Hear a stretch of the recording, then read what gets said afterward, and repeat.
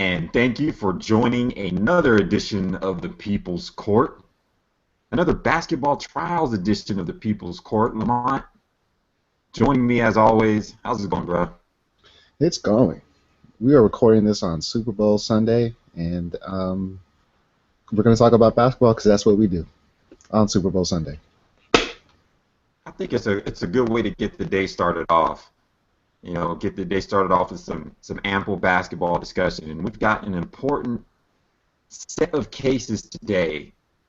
Today we want to bring up the cases of the All-Star snubs versus coaches. Only versus the coaches, because on Thursday the NBA announced the All-Star reserves. And as always, every single year, there are a few players who feel that they were left out. They feel that they got snubbed and that they deserve a position on the All-Star team. And there are a few players, Lamont, that I think that we could, every single year, that you could come up with that can make a really good case. So I thought we'd take the best four cases, two from each conference, and discuss decide whether or not these guys actually got snubbed or if the coaches were right in not putting them on the team. So what do you think we get started? Let's get started. So before we get started on that, we gotta let you know what the rules are for the coaches when they determine who to vote for. So Lamont, why don't you go ahead and break that down? Okay, so when coaches fill out their All-Star ballots, first they are not allowed to vote for players that they coach, and they're asked to rank in order the three front court picks, 2 backcourt picks, and then 2 wild cards. They don't have to be strict about positions. So that means a player like Klay Thompson or maybe James Harden, Jimmy Butler, guys like that. Some coaches can probably gave them front court picks, as opposed to us fans. Well, we're restricted by how they're listed on NBA.com. And we should also note that Lamarcus Cousins was named as the replacement by Adam Silver for Kobe Bryant, who is out for the season. And he got that because he was next in line, at least per Mark Stein.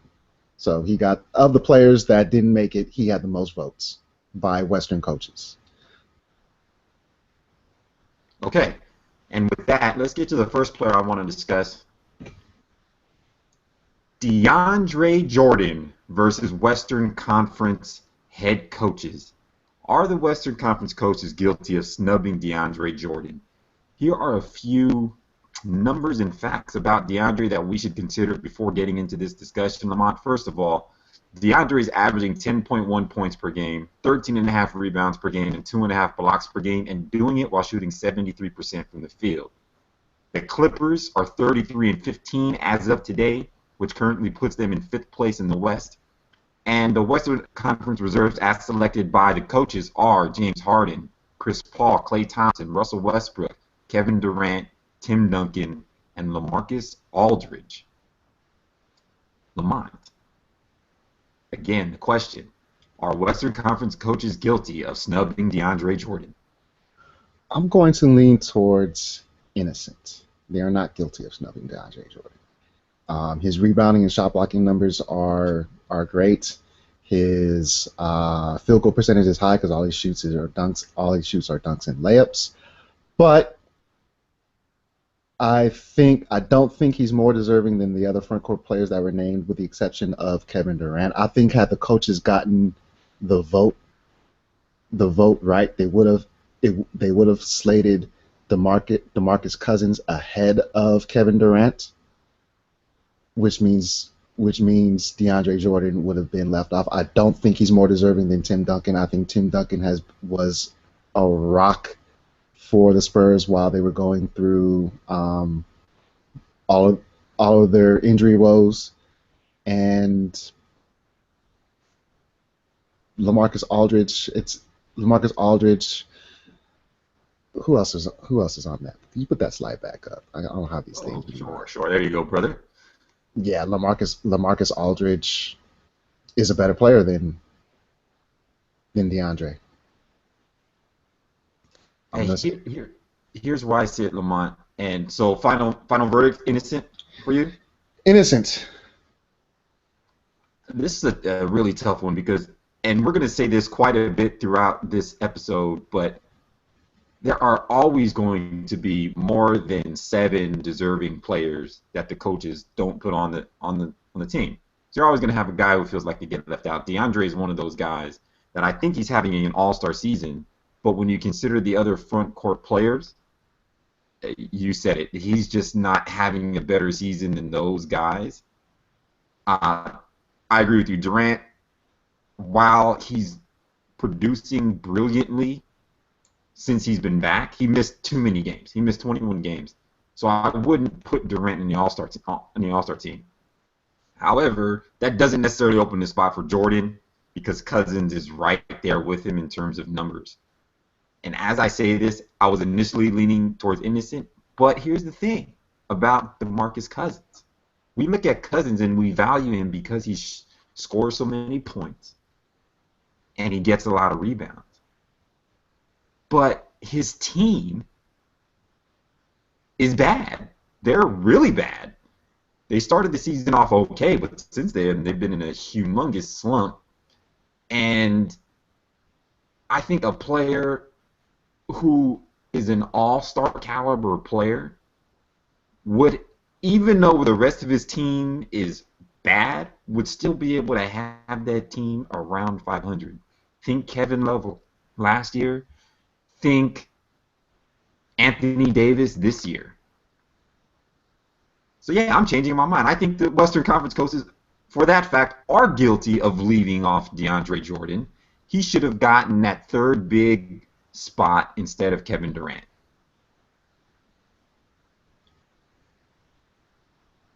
A lot of people are going to use winning as a criteria when making their all-star picks.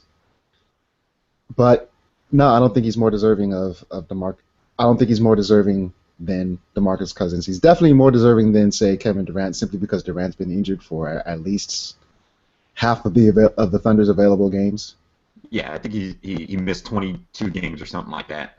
But and he missed the past 3 games. So I just don't think that DeAndre's played as well as DeAndre has played. I don't think he's had a better season than DeMarcus Cousins. So we got 1 innocent and 1 guilty, and we'll give the coaches the final vote. I guess DeAndre's not on the team. All right, let's move on to the next player. Moving into the Eastern Conference, the next player that I want to discuss is Brandon Knight. In the case of Brandon Knight versus the Eastern Conference head coaches, are those coaches guilty of snubbing Brandon Knight? Let's take a look at the numbers. Brandon's averaging 17.7 points a game, 5 assists a game, 4 rebounds a game. His Milwaukee Bucks are 25-22, which is good for 6th in the East currently.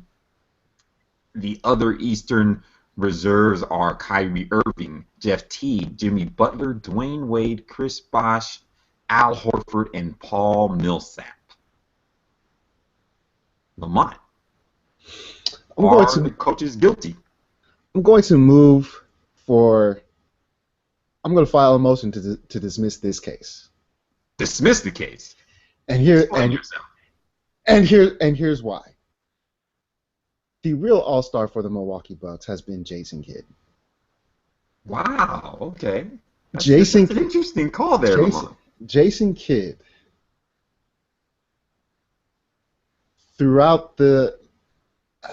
has shown that he's developed into a great NBA coach. He's got all of these young guys playing well, and while Brandon Knight, his numbers are pretty solid. He's probably right now, seeing as how Jabari Parker's out for the year, they've had a couple of other injuries, but it's just the fact that they have they're a lot like the Atlanta Hawks. They're fairly deep. They don't have one player that they go through more than the other, and I think Jason Kidd is the one that's made it happen. And ironic, and I'm tough on whether I'm undecided on whether or not Dwayne Wade deserves to be here, simply because of that games criteria that we had with Kevin Durant. At the time that that coaches submitted their votes, he had missed, I don't know, eight games or something like that, with an ankle and a hamstring injury. So that's why I'm moving to dismiss, mostly because I don't want to make a decision on this one. That's interesting that you would say Jason Kidd is most responsible for the Bucks' success. I mean, he's certainly been a fantastic coach for them. The case that I think Brandon Knight has is simply this: his team is above 500. They're a solid sixth in the East. He's been their best player, and he's a candidate, along with Jimmy Butler, for most improved player in the league. And there are two Eastern Conference reserves who belong to a losing team. And like you said, the criteria for selecting an all-star varies depending on who you ask, but I certainly think winning plays a role. If your team actually has two all-stars on it, they should be better than 20 and 28 in the Eastern Conference, or whatever the Heat's record is right now. And that's where the Heat sit. Now, I'm not saying that that's a sole factor that you have to be on a winning team in order to make the all-star team. I don't think that's true. But I don't think a losing team deserves two all-stars. And that's the case that I think Brandon Knight has. However, that only opens up one spot on an all-star team. I don't think it opens up two spots, because I do think one of those Heat players is deserving, just not both. And given that only one additional spot is getting opened up by that, my personal rule there, I don't think it goes to Brandon Knight. I'll agree with you. I'll agree with not you, but I'll agree with the coaches, since you didn't make a decision here. But so I'll make a decision. I'll agree with the coaches that they are innocent in this regard of leaving Brandon Knight off the team, as much as it pains me, because he's had a terrific season. Yeah, and we should know that Dwayne Wade is currently dealing with yet another hamstring injury. It's still up in the air whether or not he'll be available to play in the All-Star game. So Commissioner Silver may have to name a replacement, and I have no idea who that will be in the Eastern Conference. Yeah, it'll be interesting if what you said about Cousins is true, that he was the next highest vote getter, and that's why Silver named him as Kobe's injury replacement. If he does the same thing in the Eastern Conference and names the next highest vote getter, who's that going to be? So, Brandon Knight, sorry, bud, you still get left off the team. The next player that I want to discuss, Lamont, is actually the person that I think gets that last East All-Star spot that I mentioned, and that's Kyle Korver. Kyle Korver versus the Eastern Conference head coaches. Are they guilty of snubbing? And like I just mentioned, I believe they are guilty of snubbing Kyle Korver. Here are the facts. He's averaging 13 points per game on 52% field goal shooting, 53% three-point shooting, and almost 92% free throw shooting. His Hawks are 40-8, which is the best record in the East and in the NBA right now. The other Eastern Conference reserves we just mentioned being Kyrie Irving, Jeff Teague, Jimmy Butler, Dwayne Wade, Chris Bosh, Al Horford, and Paul Millsap. And here's where I think Korver's case is made. It is in those shooting percentages. He's doing something that no NBA player has ever done in regards to shooting. I mean, look at those numbers. I'm going to leave them up there for a little bit longer because they're just beautiful. 52% from the field, 53.7% from the three-point line, and 92% from the free throw line. He's not shooting that 53.7% on a paltry one or two attempts from the three-point line. I think Blake Griffin and Lamarcus Aldridge are guys this year that have a decent three-point shooting percentage, but they don't take a lot of threes. Kyle Korver shoots, I think, 6 threes a game, and he's managing to shoot nearly 54% on three. He's shooting and making threes at a historic rate. The league has never seen anything like it. Just because he only averages 13 points a game, people might look at that and say, well, he doesn't deserve to be on the All-Star team. But this guy is one of the biggest threats in the entire league. He's one of the most feared players in the league. You have to game plan for this guy. You have to be aware of him as a player. Where is Kyle Korver? Because he's just such a phenomenal shooter. He's having a record-setting season, and I think he deserves a spot on the All-Star team. So I believe the coaches are guilty of snubbing Kyle Korver. I'm gonna agree with you on for all the reasons that you just said. You would think the coaches would know better. They have to game plan for him, and the fact that you have to worry about a player who is neither a big post-up threat nor the team's primary ball handler, that you have to gear your team's defense. You have to adjust your defensive game plan for a guy like that. That's almost. It's almost. Floor. He tilts the floor his direction, no matter and where. You would think, and you would think coaches would know better, would know that better than you or I would. The only thing in the coach's defense that they have is that if you're gonna, maybe they don't feel like the Hawks deserved 4 All-Stars. Well, guess what? We've seen 4 All-Stars from a team before. 10 years ago, the Chauncey Billups-led Pistons had 4 All-Stars. 10 years before, or 8 years before that, the Shaquille O'Neal, Kobe Bryant Lakers had 4 All-Stars make the team. So having 4 All-Stars on the team is not unheard of. It's not unheard of. Just when you think, like I said before, when you can't, I don't think you can have 2 All-Stars on a losing team. When your team is 40-8, there's a good chance you got 4 guys that are worthy of being on the All-Star team. And at the time that they submitted, that coaches had to submit their ballots, the Hawks had won 16 or 17 games in a row. They've now set a franchise record of 19 games. So definitely Kyle Korver the coaches are guilty of snubbing him. And he probably gets named as Dwayne Wade's replacement should Wade not be unavailable to play. Boom. Guilty. Moving on. Let's move back to the Western Conference, Lamont, because this is the player who's made the most headlines about his snubbing. Damian Lillard. In the case of Lillard versus Western Conference head coaches. Are the coaches guilty of snubbing Damian Lillard? Well, let's take a look at the numbers here. 21.6 points per game for Lillard, along with 6.3 assists per game. He's also one of the league leaders in three-point makes. He's shooting a very high percentage from the three-point line as well. His Blazers are currently 32-16, which puts them 4th in the West.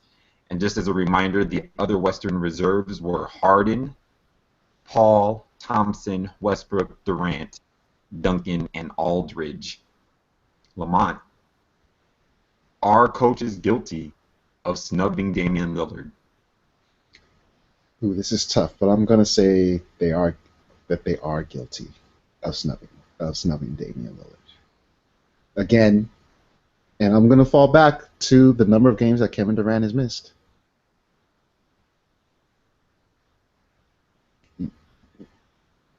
Damian Lillard. Not only are his numbers great, the number of 3-pointers he made, but he's built up that reputation as a killer, game chiller. Fourth quarter, give the ball to Dame, get out of his way. Yeah.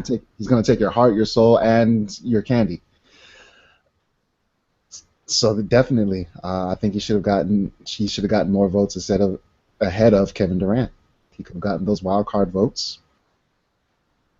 Yeah, here's a player who I've affectionately started calling game chiller for the mere fact that he seems to always come up with those big shots when his team needs it, whether it's at the end of a game or in overtime. I